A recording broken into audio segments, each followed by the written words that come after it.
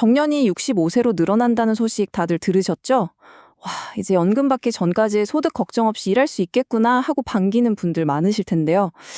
그런데 말이죠. 이 달콤한 소식 뒤에 사실 우리 월급 통장을 아주 크게 뒤흔들 수 있는 거대한 변화가 숨어 있다는 사실. 오늘은 바로 그 이야기를 좀 해보려고 합니다. 네, 바로 이 숫자 65가 모든 이야기의 시작입니다. 법으로 정해진 정년이 60세에서 65세로 늘어난다. 정말 많은 직장인들한테는 꿈 같은 이야기죠. 왜냐, 국민연금 받기 시작하는 날이랑 퇴직하는 나이 사이에 돈이 딱 끊어지는 기간, 그 무서운 소득 절벽을 피할 수 있게 되니까요. 근데요, 이게 마냥 좋은 일이기만 할까요? 혹시 이게 달콤한 덫은 아닐까요? 더 오래 일할 수 있다는 안정감을 얻는 대신에 우리가 생각지도 못한 대가를 치러야 할 수도 있다는 거 알고 계셨나요? 그 대가는 바로 여러분의 월급 통장과 아주 직접적인 관련이 있습니다. 자, 지금부터 그 속사정을 한번 탈탈 털어보겠습니다. 도대체 뭐가 문제라는 걸까요? 그 비밀을 풀려면요. 먼저 우리나라 기업들이 월급 주는 방식, 그 아주 독특한 시스템부터 들여다봐야 합니다. 정년 연장을 가로막는 가장 큰 걸림돌이 바로 여기에 딱 숨어 있거든요. 그게 바로 연공급이라는 겁니다. 좀 어려운 말 같지만 아주 간단해요. 우리 어르신들 흔히 말씀하시는 짬밥 있죠? 바로 그겁니다. 회사에 오래 다니고 나이가 들수록 월급이 저절로 올라가는 방식이에요. 마치 어릴 때 눈사람 만들려고 작은 눈뭉치를 언덕에서 대굴대굴 굴리면 알아서 막 커지잖아요. 그거랑 똑같습니다. 와, 이 그래프 좀 보세요. 정말 깜짝 놀랄 만한데요. 우리나라는요, 30년 일하면 신입사원 때보다 월급이 무려 3배 가까이 뛴대요. 일본이나 독일 같은 다른 나라랑 비교하면 이건 뭐 비교가 안 될 정도로 높은 수치죠. 이게 무슨 뜻이겠어요? 한마디로 우리나라 회사들이 정년을 앞둔 고참 직원분들한테 다른 나라보다 돈을 훨씬 많이 쓰고 있다는 겁니다. 자, 한번 생각해 보세요. 이렇게 회사 입장에서 몸값이 가장 비싼 최고참 직원들을 5년이나 더 데리고 있으라고 하면 회사 입장에서는 어떨까요? 이건 뭐 인건비 폭탄을 맞는 거나 마찬가지예요. 특히 규모가 작은 중소기업들한테는 회사가 휘청할 수도 있는 그야말로 생존의 문제가 되는 거죠. 그러니까 이제 기업들이 팔을 걷어붙이고 나선 겁니다. 뭐라고 하냐면요. 좋다. 정년 연장 받아줄게. 대신 조건이 있어. 이거예요. 그 조건이 뭐냐? 바로 월급 주는 방식부터 싹 다 뜯어 고쳐야 한다는 거죠. 이거 안 해주면 정년 연장은 절대 못 받는다는 아주 강경한 입장입니다. 그럼 이제 가장 중요한 문제죠. 과연 우리 월급은 어떻게, 얼마나 바뀌게 될까요? 기업들이 이 문제를 풀기 위해서 꺼내들 가장 유력한 카드, 크게 세 가지 시나리오가 있습니다. 지금부터 하나씩 한번 짚어보겠습니다. 네, 바로 임금 피크제, 직무급제, 그리고 일본식 재고용입니다. 이 세 가지 중에 뭐가 되느냐에 따라서 여러분 월급 봉투 두께가 앞으로 확 달라질 수 있다는 겁니다.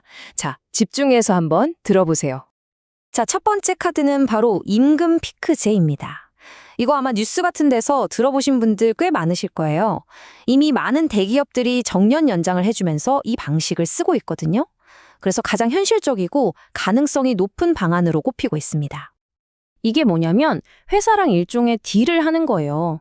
회사는 65세까지는 절대 안 자를게, 일자리 보장, 이렇게 약속하고 우리는 그 대신 알겠습니다. 그럼 특정 나이부터는 월급이 좀 깎여도 받아들일게요.